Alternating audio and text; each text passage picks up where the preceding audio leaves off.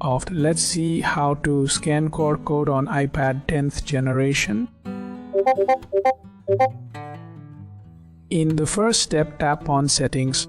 Next, choose Privacy and Security. Next, pick Camera.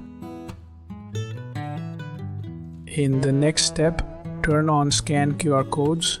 After that, exit Settings.